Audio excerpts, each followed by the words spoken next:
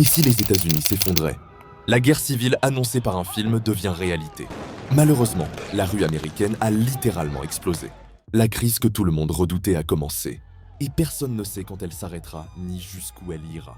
Les rues de New York, Los Angeles et Washington se sont embrasées. Des millions de personnes manifestent.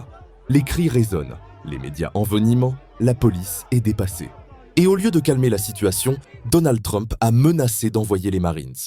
Il a dit clairement, si les émeutes ne s'arrêtent pas, j'enverrai l'armée et je mettrai fin à tout cela en quelques heures. Et il l'a fait. Ce qui est étrange, c'est que tout ce qu'on vit aujourd'hui a déjà été prédit dans un film sorti il y a quelques mois. Civil War, même chaos, même conflit, même fin annoncée. L'effondrement total des États-Unis et l'assassinat du président. Bienvenue sur Cellule 13, la chaîne qui explore tout ce que le monde ne veut pas que vous compreniez.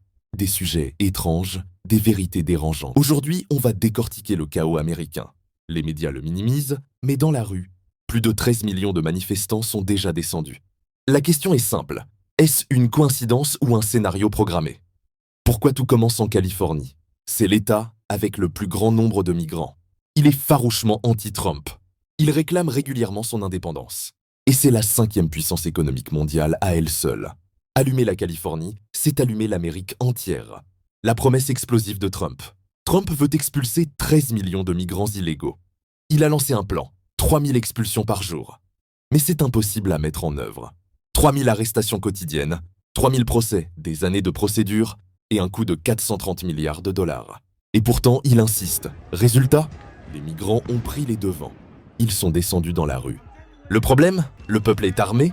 Plus de 400 millions d'armes en circulation. 107 millions d'Américains entraînés au combat.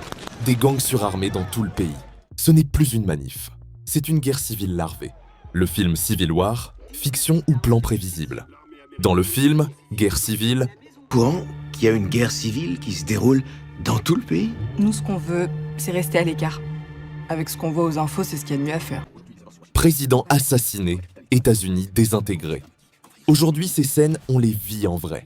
Mais et si ce film n'était pas un hasard? Et si c'était une programmation mentale collective? Comment on manipule les foules? Hollywood, les médias, les élites. Ils savent qu'on influence un peuple par la répétition et l'émotion. Montre-lui que le président est le méchant. Montre-lui que la violence est la solution. Et le peuple finira par croire que tuer est justifié. C'est ce qu'on appelle l'ingénierie du consentement. Exemples historiques de manipulation mentale. 2003. La guerre en Irak basée sur un mensonge médiatique. 1929. Les femmes américaines incitées à fumer pour défendre leur liberté. Aujourd'hui, manifestants au lieu de milices armées. Migrants au lieu de gangs organisés. Changer les mots, c'est changer la réalité. Qui tire vraiment les ficelles? 1. Une vengeance planifiée par la Chine ou la Russie. Peu probable. 2. L'État profond américain veut se réinventer.